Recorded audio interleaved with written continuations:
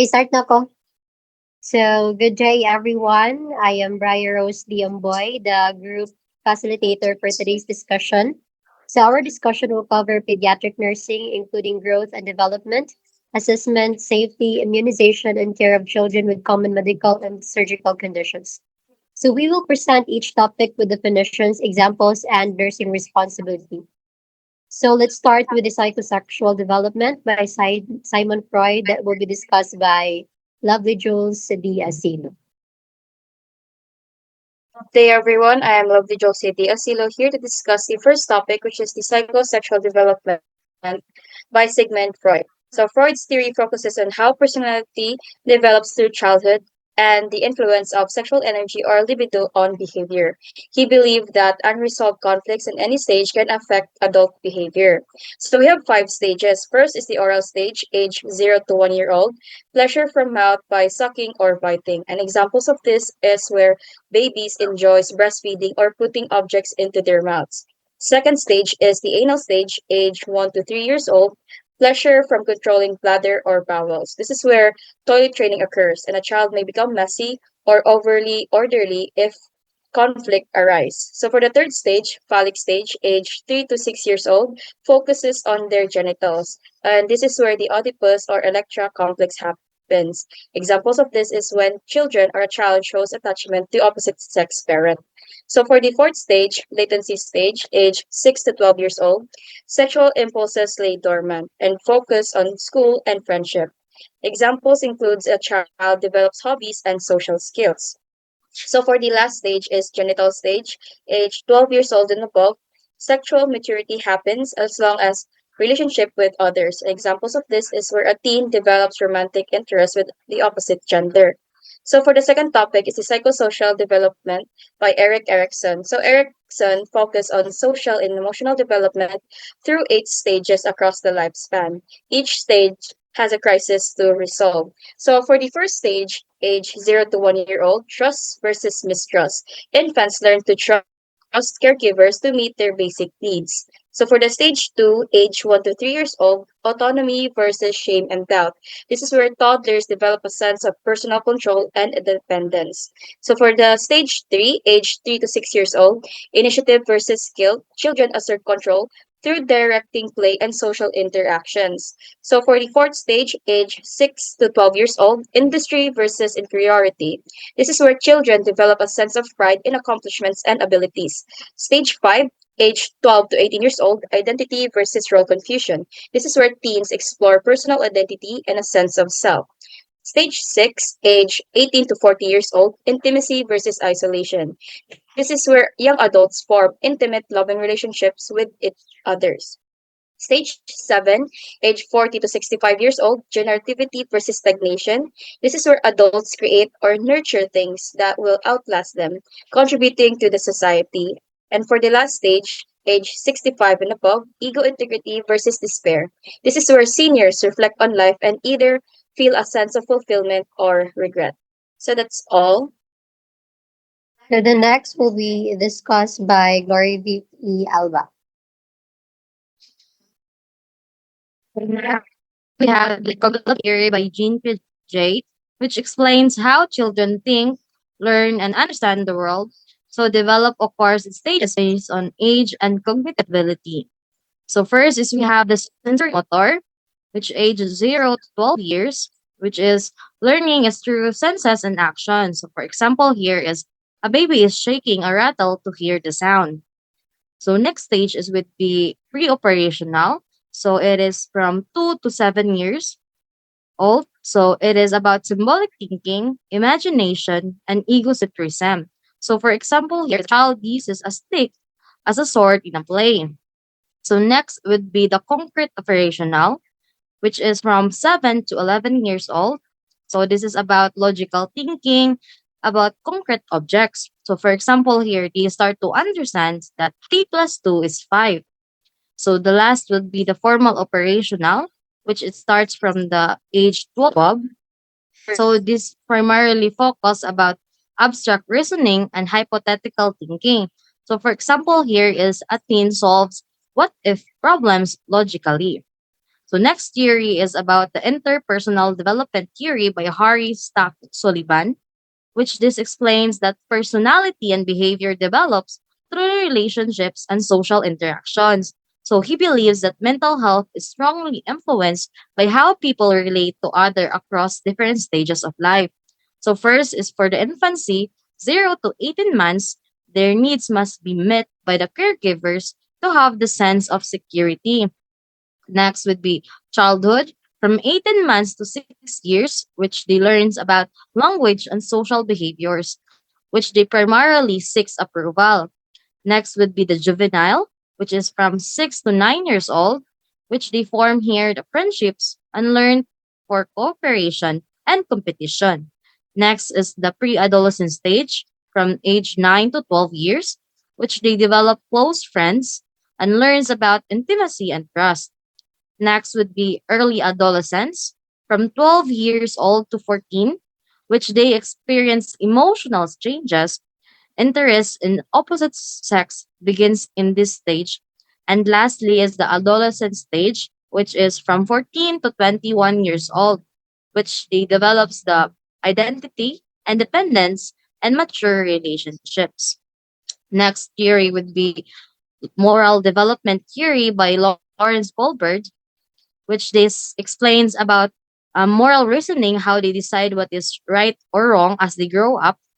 This theory has three levels with six stages.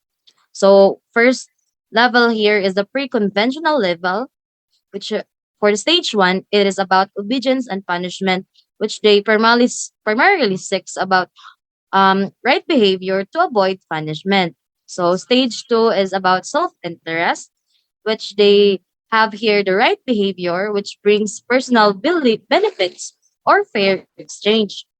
Next level would be the conventional level, which it has the stage three, which this is stage about being a good boy and a good girl, which they shows right behavior to pleases others and gain approval. Stage four is about law and order, which right behavior follows law and maintains social order. The last level would be the post conventional level, which we have the stage five that is all about the social contract that law should protect rights and may change if it is unfair. So the last stage would be the stage six. It is about universal ethics, that right behavior follows moral principles like justice, equality, and even above laws. So that will be all. Thank you. Next topic that will be discussed is about the physical task, psychosocial task, cognitive task, and the nutrition of the infant, toddler, preschooler, school age children, and adolescents. So first is the infant from 0 to 12 months. So the physical task of this is rapid growth in weight and length. So it develop gross motor skills, lifting head, rolling over, sitting, rolling, and standing. So for the fine motor skills, yeah, the infant could grasping objects, transferring toys from hand to hand. So the psychosocial task of the infant is firming attachment to caregiver. So this will be the trust versus mistrust by Eric Erickson will be developed. And also the infant could respond to emotions and forming social bonds. So next is the cognitive task. So in the sensory motor stage by Piaget, so the infant could learn through senses and movement. And also object permanence developed by understanding that object exists even when out of the sight. And for the nutrition of the infant, focus on the breast milk, of course. Our formula is the primary source, and the parent could introduce solid food about the 6 months and ensure adequate fat for brain development. So next is the toddler. So it ages from 1 to 3 year old. So the toddler can walk, run, climb, and jumping. So it improves hand-eye coordination by stocking blocks and drawing. And also for the toddler, so the autonomy versus shame and doubt um, could develop. And also they express emotions, begin self-control. And for the cognitive task, pre-operational stage by Piaget, it's symbolic thinking and egocentric. So learning language rapidly, and also simple problem solving. And for the nutrition, so they encourage a variety of fruits, vegetable, protein, and whole grains. So small frequent meals due to stomach capacity, and also we should limit sugar and processed food. So for the preschool schooler from 3 to 5 year old, so the preschool can refine of motor skills. So they are focusing on the hopping, skipping, throwing, and catching. So as for the motor skills, so the preschooler can draw shapes and they can also use scissors. So for the psychosocial tasks, so this is where the initiative versus guilt develop. So they take initiative in play and activities. And as for the cooperative play, they also do the role playing as well as developing friendship. And as for the cognitive tasks, so they can imagine, pretend, play, and understand symbols. So we should begin understanding concepts like time and numbers, but thinking is still concrete. So as for the nutrition, so we need to provide balanced diet such as the fruit, vegetable, protein, and whole grains. So we should also provide healthy snacks between meals and teach self-feeding and portion sizes. So for the school age from 6 to 12 years old, so we need to focus in slow, steady growth. So we need also to help them to improve coordination, endurance, and strength. And also for the psychosocial tasks, we need to develop competence through school and hobbies. And also for the this age, this is where the peer relationship becomes important, and teamwork and social rules are learned. And as for the cognitive task, so we need to understand their logical thinking about the concrete object. And also for the nutrition, we need to provide balanced diet with adequate calcium, iron, and vitamins. And also we need to encourage healthy eating habits, and we need also to limit their junk food. And as for the adolescents, it age 13 to 18-year-old. So this is where the puberty begins. So, and also we need to the adolescents also to develop refinement of coordination, strength, and endurance. So as for this psychosocial task, this is where the identity versus rule confusion develops. So developing personal identity, values, and independence. So as for the cognitive task, we need to provide them for the abstract thinking, hypothetical reasoning. So this is where the ability to plan for future happen, think critically, and make moral decisions. And as for the nutrition, we need to increase caloric needs due to growth and activity. And also we need to ensure adequate calcium, iron, protein, vitamins, and minerals. So the next topic is will be discussed by Agustin A. Bahan. The appropriate play activities. Play is any activity that children enjoy and choose to do, which helps them learn, develop skills, and interact with others. Types of play change with age. Infants play alone, toddlers play alongside others, which is called a parallel play. Preschoolers engage in imaginative or associative play. School age children participate in structured or cooperative play, and adolescents join social or recreational activities. The importance of this in nursing is the children's play to cope with stress, reduces fear during hospitalization, promotes development, and can be used as a teaching tool. Our nursing responsibilities are the following. We need to provide age appropriate and safe toys or activities, encourage play to promote motor, cognitive, and social skills, use play to explain procedures or reduce anxiety, such as dolls or role play, and also to observe play to assess development and emotional well being. Next is the preparation for procedures and communicating with pediatric clients. In preparing a child for a medical procedure, it involves explaining what will happen in a way that they can understand. Communication is adapted to the child's age, developmental level, and emotional state. This is important because this reduces anxiety, promotes cooperation, builds trust, and ensures children and caregivers understand the procedure. Our nursing responsibilities are to explain procedures in simple, clear words and appropriate to children. Use demonstration, visual aids, or play to help children understand. Involve parents or caregivers for emotional support. Allow choices when possible, such as which arm for injection, use techniques such as toys, music, or storytelling, and to provide reassurance and praise after the procedure. Lastly, the immunization. Immunization is giving vaccines to protect children from harmful diseases such as measles, polio, tetanus, hepatitis, and chickenpox. This is important to prevent illness, reduces complications and hospitalizations, and protects public health by preventing outbreaks. Our nursing responsibilities includes checking the child's immunization record and follow the recommended schedule. Explain the benefits and possible side effects to parents or caregivers. Administer vaccines safely using proper technique. Observe and manage any adverse reactions. And lastly, to keep accurate records and report any adverse events. And to the following topic is to be continued by Miss Balagon.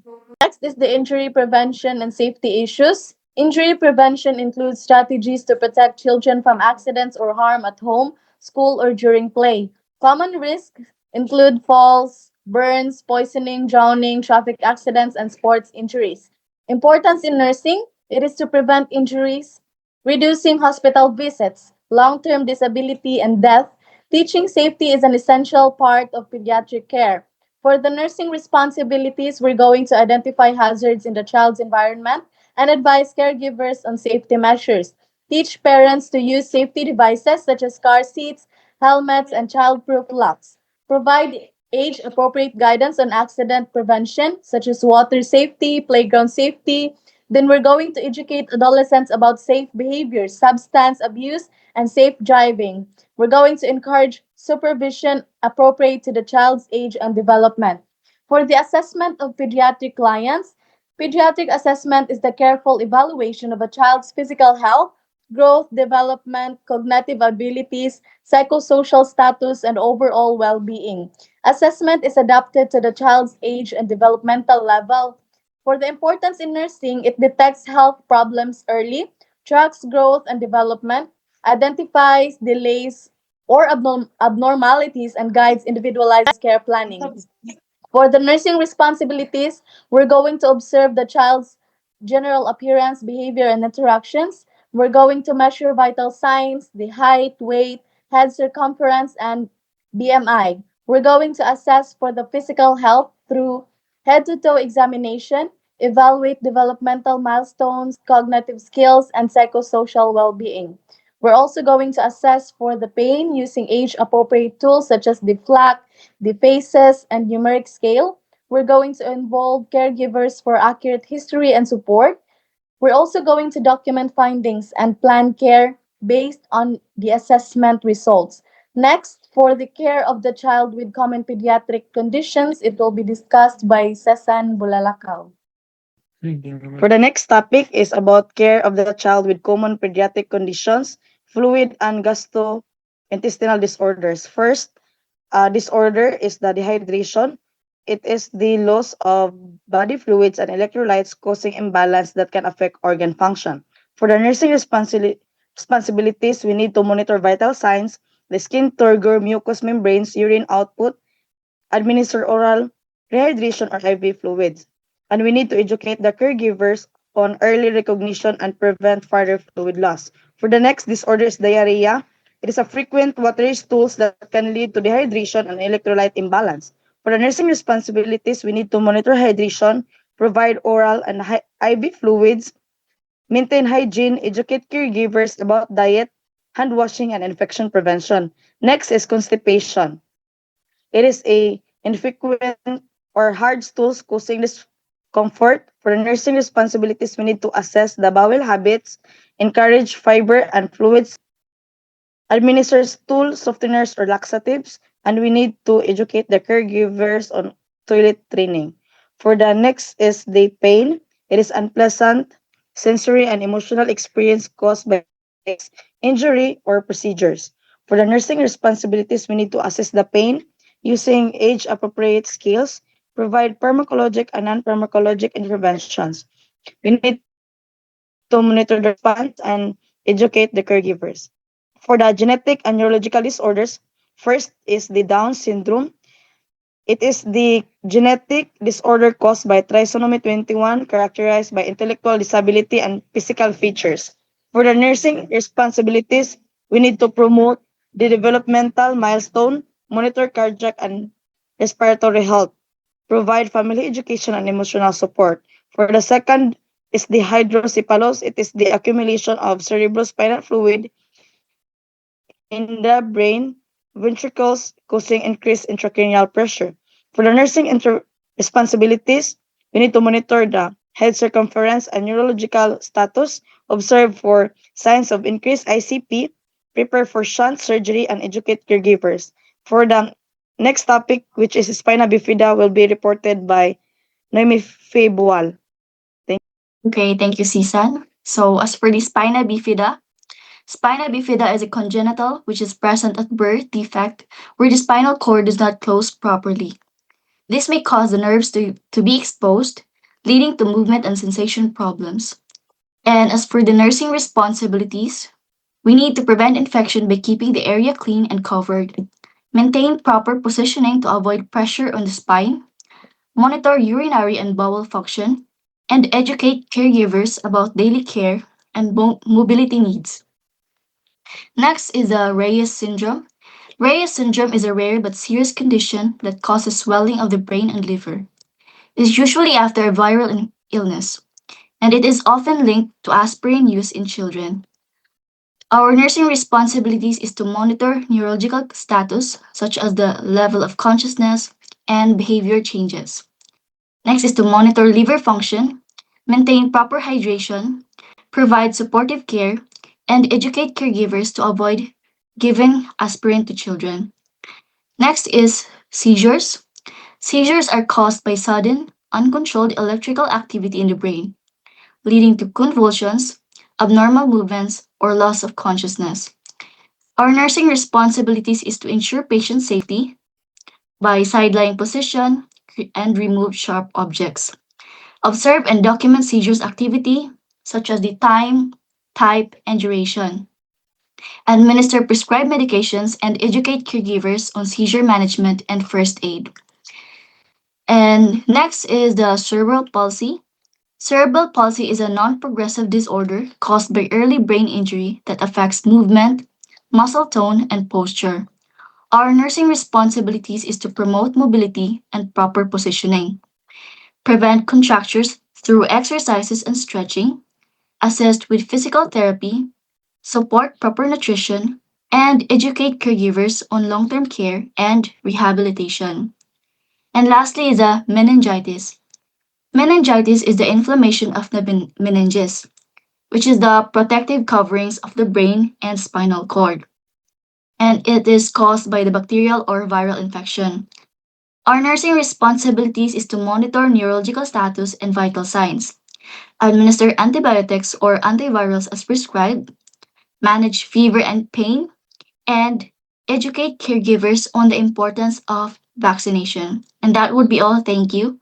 So the next reporter would be Miss Kim Michelle Bugos. So, so to continue with the topic, so let's move on to blindness. It is defined as a partial or complete vision loss affecting the development and safety. The nursing responsibilities would be promote sensory development, ensure safety, and provide an assistive devices and educate the family. As for the deafness, it is a partial or complete hearing loss affecting communication and development. Our nursing responsibilities would be using hearing aids or sign language and monitor language development and to educate the caregivers or the family and provide a emotional support. And the second to the last would be the congestive heart failure, a heart that cannot pump effectively, causing a fluid accumulation. Nursing responsibilities would be we need to monitor the vital signs and the fluid balance and administer medications and educate still the caregivers or the family about the diet and weight and symptoms. The atrial septal defect, it is there is a hole between the heart atria causing an abnormal blood flow. Our nursing responsibilities would be monitor for fatigue, growth issues, and prepare for surgery or educate the caregivers. Last will be the ventricular septal defect. It is defined as a hole between the ventricles causing a increased pulmonary blood flow. Still, the nursing responsibilities would be monitor the respiratory status of the patient or the child, administer medications, then prepare for surgical repair and educate still the caregivers or the family. That would be all. Thank you. So the next topic will be discussed by Benildo. To continue, we have patent ductus arteriosus. So it is the persistence of fetal duct connecting aorta and pulmonary artery. For the nursing responsibilities, we need to monitor oxygenation, administer medications, prepare for closure, and educate caregivers. Also, the pulmonary stenosis. It is the narrowing of pulmonary valve obstructing blood flow to lungs. Nursing responsibilities is to monitor for cyanosis, prepare for intervention, and educate caregivers. Next is the pathology of Fallot, which is a congenital defect with VSD, pulmonary stenosis, overriding aorta, and right ventricular hypertrophy causing cyanosis. Its nursing responsibilities is monitor oxygenation, educate on test spells, and prepare for surgery. Last is the transposition of the great vessels, which is the aorta and pulmonary artery are reversed, reducing oxygenation. For nursing responsibilities, we need to monitor oxygenation, administer prostaglandins, prepare for surgery, and educate caregivers. That would be all. Thank you. So to continue, we have the aortic stenosis. It is the narrowing of the aortic valve restricting blood flow. The nursing responsibilities include to monitor for fatigue or chest pain and then prepare for intervention like educate the caregivers. Next is the coarctation of the aorta. It is the narrowing of the aorta causing obstruction of blood flow. We need to monitor the BP and pulses, prepare for surgery, provide post operation care, and then educate the caregivers. Next is rheumatic heart fever. It is the inflammatory disease affecting heart valves after strep infection. The nursing responsibilities include administer antibiotics, monitor cardiac status, and educate the caregivers. Next disorders, we have the hematologic disorders. First, we have the iron deficiency anemia. It is a low iron leading to reduced hemoglobin and fatigue. The nursing responsibilities, we need to administer iron, monitor labs, educate the caregivers on diet and absorption. Next is the sickle cell disease. It is a genetic disorder causing sickled red blood cells that block circulation. The nursing responsibilities include to monitor pain crisis, provide hydration and medications as well, and then educate the family. Next, we have the idiopathic thrombocytopenic purpura or the ITP. It is an autoimmune destruction of platelets causing bleeding. For the nursing responsibilities, we need to monitor bleeding, administer medications or blood transfusions, then educate caregivers on safety. Next, we have the hemophilia. It is a genetic clotting factor deficiency causing prolonged bleeding. Nursing responsibilities, administer clotting factors, prevent injuries, educate caregivers, and provide support. For the respiratory disorders, we have first the tonsillitis. It is a inflammation of tonsils causing sore throat, fever, and difficulty swallowing. For the nursing responsibilities, we need to monitor the airway, administer medications, educate caregivers, and prepare for tonsillectomy if needed.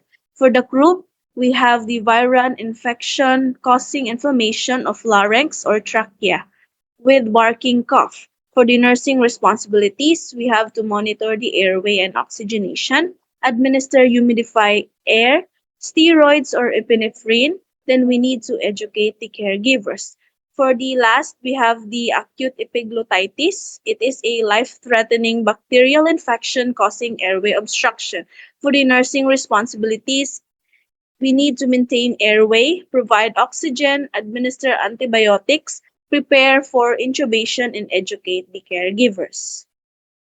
So to continue, next is the foreign body aspiration. So it is an inhalation of objects causing airway obstruction. For the nursing responsibilities, we need to ensure airway patency, prepare for removal, and educate caregivers on choking prevention. Then next is we have bronchiolitis, which is a viral infection causing small airway inflammation in infants. So the nursing responsibilities for this is monitor respiratory status, provide oxygen and hydration, and educate the caregivers. Then next we have asthma, which is a chronic airway inflammation causing wheezing, cough, and bronchospasm. For the nursing responsibilities, we need to monitor respiratory status, administer medications, educate caregivers on triggers and inhaler use and action plan. Then next is we have cystic fibrosis. So it is a genetic disorder causing a thick mucus in lungs and digestive tract. So nursing responsibilities, we need to monitor respiratory function, provide airway clearance, administer medications, then educate caregivers on nutrition and infection prevention. Then lastly, we have otitis media, which is an infection or inflammation of the middle ear causing pain and hearing issues. So the nursing responsibilities is administer medications, monitor for complications, and educate caregivers to ensure follow.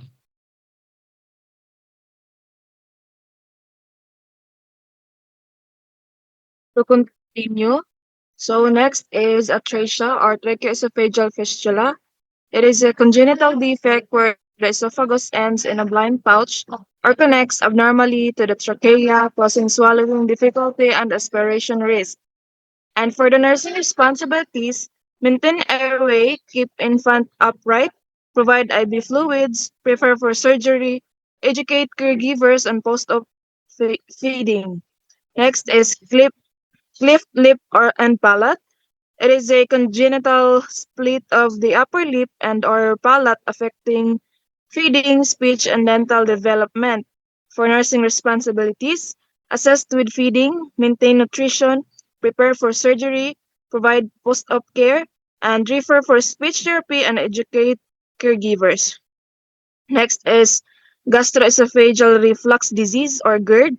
It is a backflow of stomach contents into the esophagus, causing irritation, vomiting, and or discomfort.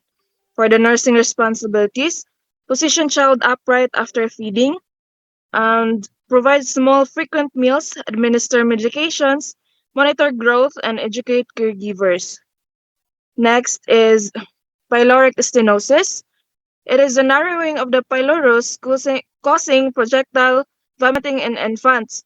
For the nursing responsibilities, monitor hydration and electrolytes, prepare for pyloromyotomy, educate caregivers on post-op feeding, and last is Hirschsprung's disease. It is the absence of nerve cells in a part of colon, causing severe constipation and bowel obstruction. For the nursing responsibilities, monitor bowel function, manage hydration and nutrition, prepare for surgery, educate educate caregivers on colostomy care if needed. That's all. Imperforate anus. This is a congenital absence or blockage of the anal opening. The nursing responsibilities is to assess for obstruction, prepare for surgical correction, and provide post-operative care and educate caregivers on bowel management. Next is the intussusception. This is a telescoping of one intestinal segment into another causing obstruction and abdominal pain. Further responsibilities is to monitor for abdominal pain and bloody stools, prepare for non-surgical or surgical reduction, and maintain hydration, and lastly, educate the caregivers on recurrent signs. Next is the celiac disease. This is a autoimmune disorder triggered by gluten, causing small intestine damage and malabsorption. For the nursing responsibilities is to educate on strict gluten-free diet, monitor growth and nutrition, and provide emotional support and ensure dietary adherence. Next is the appendix.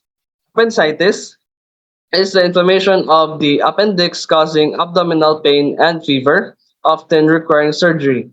For the nursing responsibilities is to monitor for signs of peritonitis and prepare for appendectomy and maintain hydration and to monitor post-recovery and educate caregivers.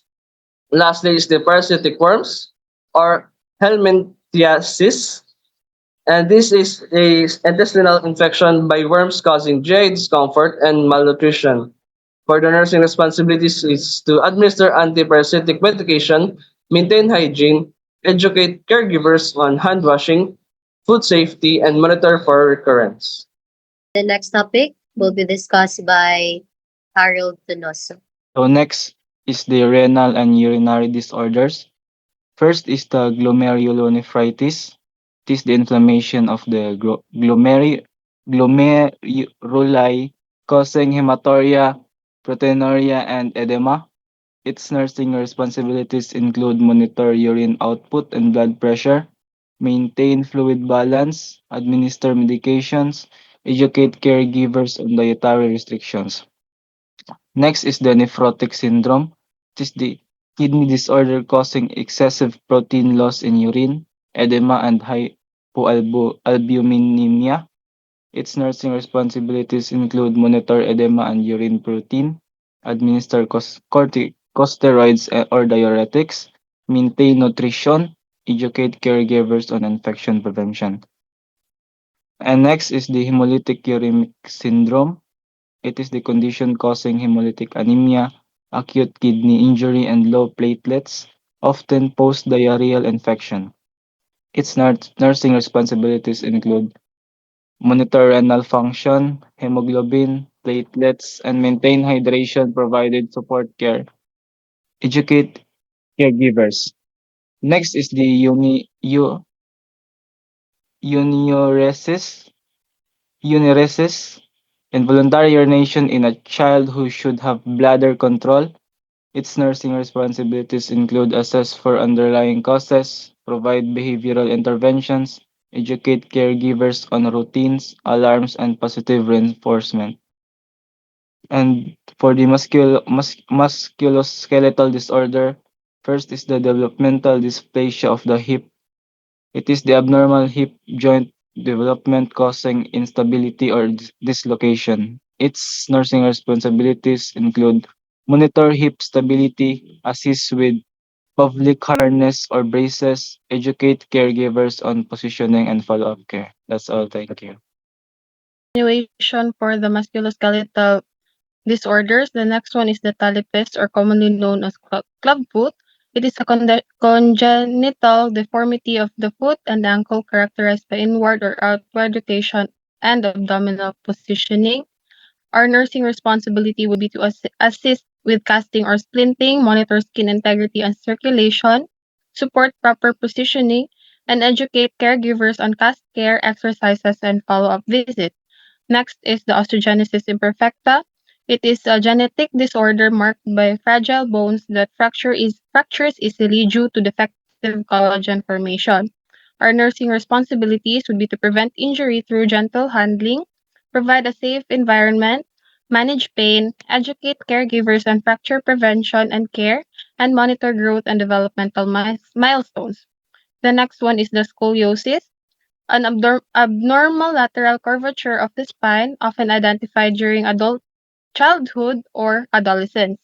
Nursing responsibilities would be to monitor spinal curvature progressions, assist with brace use and compliance, prepare and support the patient for surgical interventions if indicated, educate caregivers on posture, activity, limitations, and long-term management. The next is the muscular dystrophy. It is a group of inherited disorder characterized by progressive muscle weakness and degeneration. Our nursing responsibility would be to promote mobility and independence, prevent contractures through positioning and exercise, provide respiratory and nutritional support, monitor cardiac and pulmonary status, and educate the family about disease progression and home care. Lastly, is the juvenile or rheumatoid arthritis. It is a chronic autoimmune condition causing persistent inflammation of the joints, leading to pain, stiffness, and limited movement. Our nursing responsibilities would be to administer prescribed medications, encourage regular physical and occupational therapy, monitor joint function and growth, and educate caregivers on activity modification, pain control, and long term management. And that's all for the musculoskeletal disorder. Thank you. At this juncture, I will be discussing the endocrine and dermatologic disorders along with their nursing responsibilities. Under endocrine disorders, the first condition is type 1 diabetes mellitus. This is an autoimmune disease where the pancreatic beta cells are destroyed, resulting in insulin deficiency. The nursing responsibilities include monitoring blood glucose levels, administering insulin, and educating caregivers about proper diet and the recognitions and management of hypoglycemia.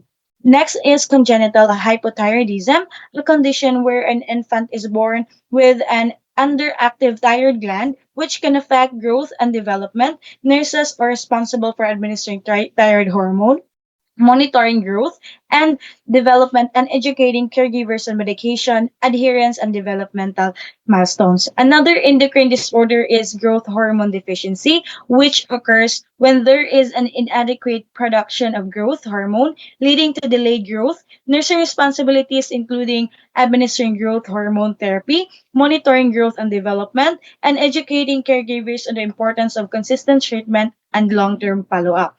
And lastly is the precocious puberty, defined as the early onset of puberty before age 8 in girls and 9 in boys. Nurses should monitor growth and sexual development, administer hormone therapy if prescribed, and provide education and emotional support to both the child and caregivers. And under the dermatologic disorders, the first condition is impetigo.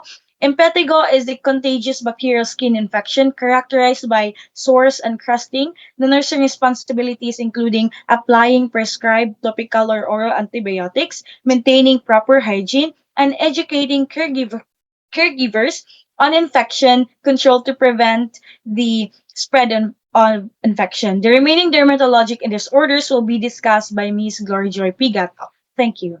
Evening, let us now discuss the Rosella, a viral infection commonly seen in young children. This condition often starts with a sudden high fever. Once the fever resolves, a characteristic rash appears. Nursing care focuses closely monitoring the child's temperature, providing supportive measures, and educating caregivers on proper symptom management and the importance of isolation to prevent transmission. Another common condition is diaper rash, which develops due to prolonged exposure to moisture, friction, or infection in the diaper area. Nurses prioritize maintaining skin integrity by promoting good hygiene, ensuring frequent diaper changes, and applying barrier creams. Caregiver education is also emphasized to help prevent recurrence and promote healthy skin. Moving forward to oncology disorders, we first encounter leukemia, a cancer of the blood and bone marrow characterized by the production of abnormal white blood cells rather.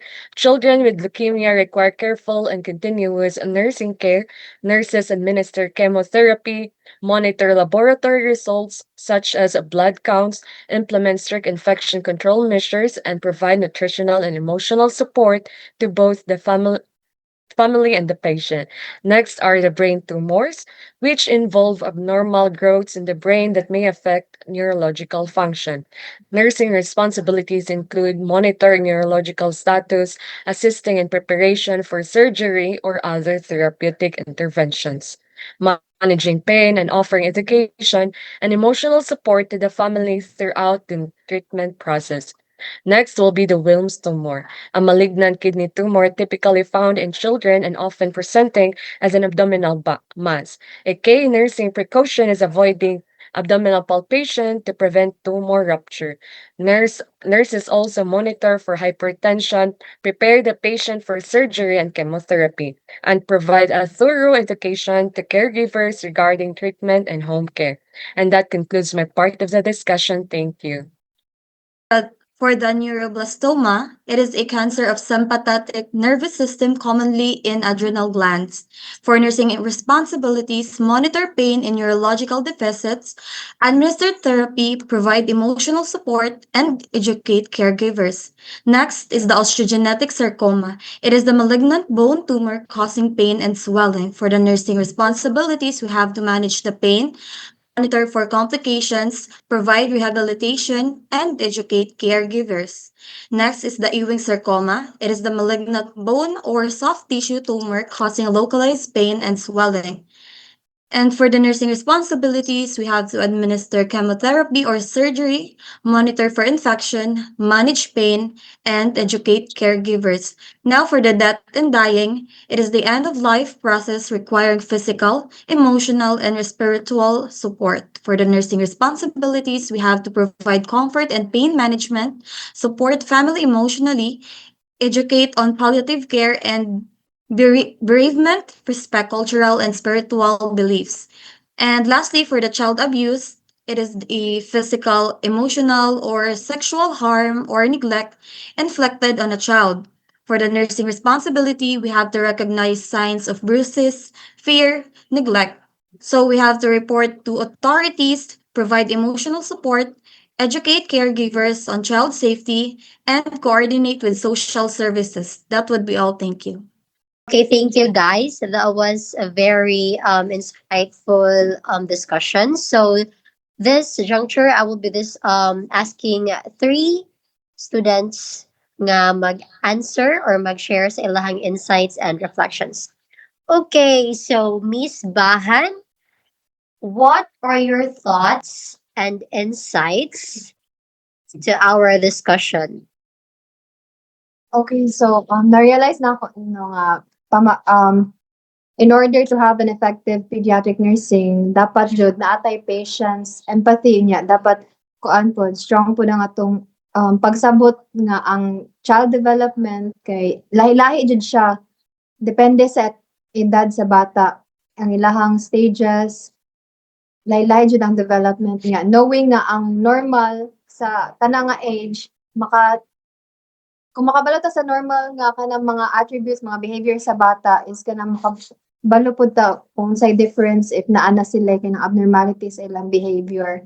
Yeah. Also through this sa ato ang mga topic karon nga naka-build pud ta og kanang atong knowledge for future responsibilities nato as we work as nurses in the future nga ingon ani di ay mag-build og trust sa children and also with their family unsa ang pag-provide og care para sa kana nga mga children in those ages. Okay, thank you. So another student. So may I call the attention of Miss Bugos? What are your reflections to our discussion, Miss Bugos? Okay.